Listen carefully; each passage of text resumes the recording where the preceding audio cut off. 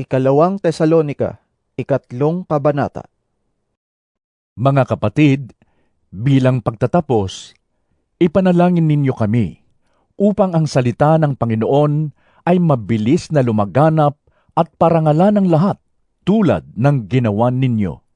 Idalangin din ninyong maligtas kami sa mga taong mapaminsala at masasama, sapagkat hindi lahat ay may pananampalataya sa Diyos.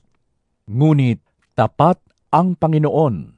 Siya ang magpapatatag at mag-iingat sa inyo laban sa masama. Dahil sa Panginoon, malaki ang aming pagtitiwala na sinusunod ninyo at patuloy na susundin ang mga itinuro namin sa inyo. Patnubayan nawa kayo ng Panginoon upang lalo ninyong maunawaan ang pag-ibig ng Diyos at ang katatagang nagmumula kay Kristo. Mga kapatid, iniuutos namin sa inyo sa pangalan ng Panginoong Hesukristo na layuan ninyo ang sinumang kapatid na tamad at ayaw sumunod sa mga turo na ibinigay namin sa inyo. Alam naman ninyo na dapat ninyong tularan ang aming ginawa. Hindi kami naging tamad nang kami kasama pa ninyo.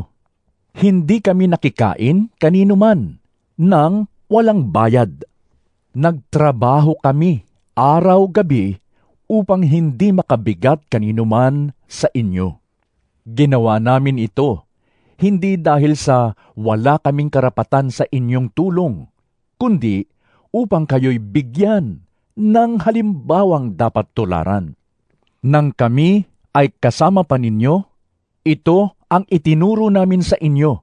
Ang ayaw magtrabaho ay hindi dapat kumain. Binanggit namin ito dahil nabalitaan naming may ilan sa inyong ayaw magtrabaho at walang inaatupag kundi ang makialam sa buhay ng may buhay. Sa pangalan ng Panginoong Hesukristo, mahigpit naming iniuutos sa mga taong ito na sila'y maghanap buhay ng maayos at huwag umasa sa iba. Mga kapatid, huwag kayong magsasawa sa paggawa ng mabuti. Maaaring mayroon sa inyo diyan na hindi susunod sa sinasabi namin sa sulat na ito. Kung magkagayon, tandaan ninyo siya at huwag kayong makisama sa kanya upang siya'y mapahiya. Ngunit, huwag naman ninyo siyang ituring na kaaway. Sa halip, pagsabihan ninyo siya bilang kapwa mananampalataya. Ang Panginoon na pinagmumula ng kapayapaan, ang siya nawang magkaloob sa inyo ng kapayapaan sa lahat ng paraan at pagkakataon. Naway sumainyong lahat ang Panginoon. Ako mismong si Pablo ang sumusulat ng pagbating ito.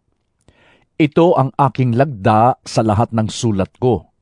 Ganito ako sumulat.